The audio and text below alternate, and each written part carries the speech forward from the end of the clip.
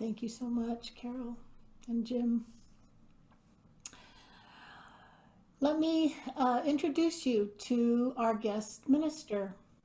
Reverend John S. Smith currently serves the Southern Florida Unitarian Universalist congregations as an itinerant minister. This year, he will serve as chaplain at the UUA's General Assembly. His prior experience includes school counseling, clinical pastoral counseling, hospice chaplaincy, and interim ministry. He was recently selected as a U.S. Army chaplain and will soon be reporting to the 2nd Infantry Battalion, 10th Mountain Division at Fort Polk, Louisiana, for his first duty assignment. Reverend Smith and Reverend Kachela have been close colleagues for several years and typically reunite annually at the Unitarian Universalist Association's Military Chaplains Professional Development Conference. Kalani was delighted when John, his colleague and friend, accepted his invitation to preach at the Unitarian Universalist Church of Las Cruces to kick off our new year. Welcome, John. Thank you, thank you. It's a new year, no doubt. It seems like every time we turn on the television, it's a repeat of the year past. But there's something new about a new year. There's something about the new year that calls us to change our lives in some way. Not that it hasn't been changed drastically enough already. What is it about this year that needs to change in your life? I find myself asking this same question. For some of you, it may be as simple as cleaning out your closets or organizing your bookshelf or decluttering your desk. Whatever it might be, most of us can do the physical labor required to change our personal space, but do we have the courage and the willingness to change our inner selves?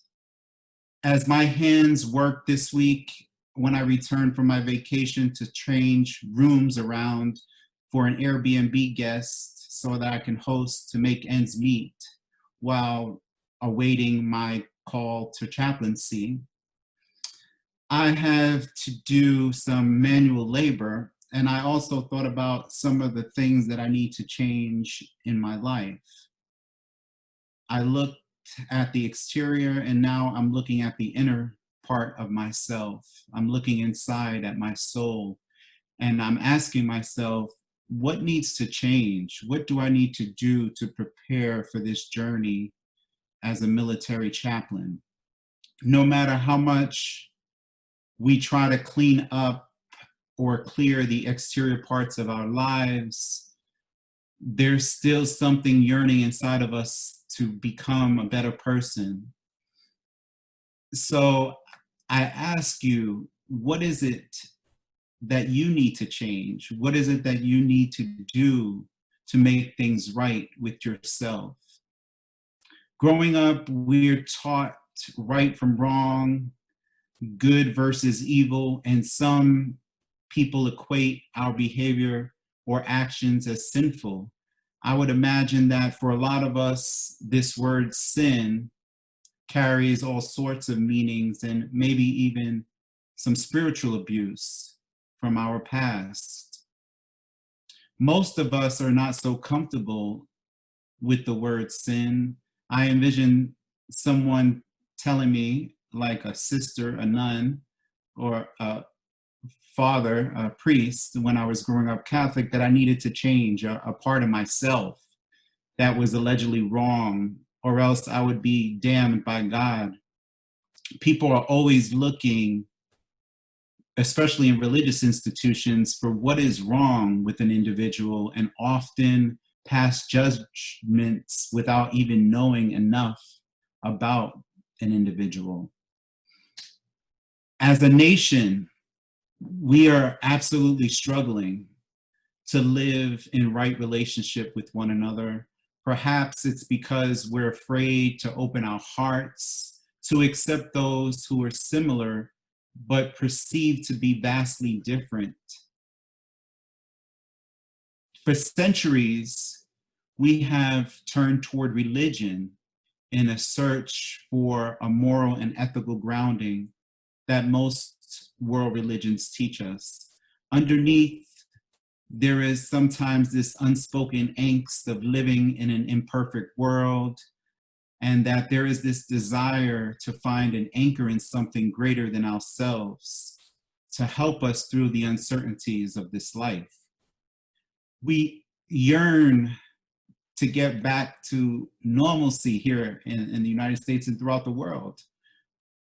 Many of us just want to get back to the basics of right living. A few years ago, I read an article published by the New York Public Library and the Oxford Press that sponsored a lecture series on the seven deadly sins. These lectures appeared in a series of 7 books, which inspired our very own UU minister, Jan Nielsen, to begin a series of sermons in which she examined 3 out of the 7 deadly sins. She explored pride, greed, and anger. Many of us may think sin, that's not us. We're Unitarian Universalists. We don't do sin. We're a Reformed tradition, and that the theological concept is outdated and not useful to us anymore. And we also like to think of ourselves as having free will, like Free Willy, the dolphin out of the water, and the right to do whatever we choose using the right of conscience, and we do what is right or what is just for humanity, making sure that we do our best selves. We do our best in this world. Ironically, many of us don't think about the many others. You use, of course, we're focused on the injustices of the world and bringing social action and bringing change about in this world. But many other traditions don't. They don't think about the injustices in our world. And many UUs don't think about the injustices as being a form of sin or evil. The truth is, we have all been wronged, and others have been corrupt and evil since the beginning of time. We can see it every day we turn on the news. In our government and in the corporate world, there appears to be dishonesty and scandal, which I would call sin and evil. Perhaps you may use different words to describe such behavior, because in general, UUs don't refer to devious behavior as sin per se, because it's a contentious word. And many have criticized our faith by saying that we gloss over biblical concepts like sin and evil. And some have judged Unitarian Universalists as being loose and just being spiritual and not having any real foundation. Not to mention, we never talk about sin. My response to those individuals is that we are a liberal faith comprised of beautiful people searching for answers to find real life solutions to the challenges that we face that interfere with our attempt to live a decent life as imperfect beings in an imperfect world. As a matter of fact, it's been several decades since Unitarian Universalists have explored this concept of sin. We cringe when we hear the word sin. Many within our faith tradition are starting to explore oppression and systemic oppression and injustice as a root of evil, and as a concept, the sin being a concept. I think it's about time that we as imperfect beings admit that we've all fallen short. even the most hardworking, well-accomplished aren't perfect. After all, we are all fallible human beings who have individual and communal shortcomings. We'll use the word shortcoming because I think it's a less, I think it's more of a Unitarian, more embracing word, and it's comfortable to use opposed to sin, since our Unitarian Universalist forebears removed the concept of sin from our theology after questioning the Calvinist notion of original sin, which essentially claims we are all born into sin. Like our forebearers, I don't believe in original sin per se. I don't believe that we are born inherently bad or sinful by nature. Essentially, like most Unitarian Universalists, I believe that environmental factors and social conditioning influences our behavior in both negative and positive ways. So in other words, I believe, like most of you, that phenomenon, nature versus nurture, that, like John Locke would say, we are all born clean slates. Essentially, we all make mistakes. None of us are perfect. A part of being human is revealing your true self and learning how to admit mistakes and start over again. Every day can be an exercise of forgiveness. If you don't forgive yourself or others, who will? In the end, the fact of the matter is, as humans, we are radically free and responsible to search for our own truth and meaning. We are also free to use our power and human agency, if you will, to affect the lives of others in a constructive way. Everything that I have said so far this morning can perhaps be summed up in these simple words. Before we die, it matters profoundly how we live. It matters profoundly how we employ our inherent human freedom. This past year will continue. This past year has been a challenge, and this coming year will continue to be challenging. And there will be difficult times, heartbreak, death. In the coming months, how you, each and every one of you, use your human agency, your existential freedom, your personal responsibility to act as free, moral, and constructive agents in the world will make all the difference. Look, my friends, there is going to be a difficult year ahead. And we must resolve together in this coming year to unify, despite the exhaustion and the heartbreak and dealing with health and political and economic inequalities and equities. We must prepare ourselves and realize that the truth is, no one is perfect. We don't live in a perfect world. If we haven't figured that out by now, then nothing will change.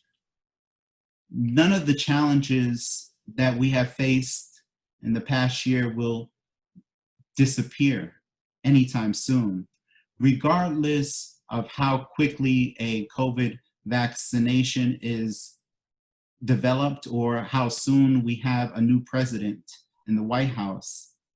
The truth is, we still have an economy that is faltering, and we are hoping for a miracle vaccine, for an economic recovery, and we're hoping that our most vulnerable Americans receive the economic stimulus package, or else we may continue to suffer in the months and days ahead. The fact of the matter is that in the United States, we will require to unite, and throughout the world, we need unity in 2021. What we can do to change this new year is up to us. It's how we choose to live, how we choose to employ our human agency and our free will, how we are as people amidst the continuing difficult circumstances that we face. We must understand that we can make a world of difference.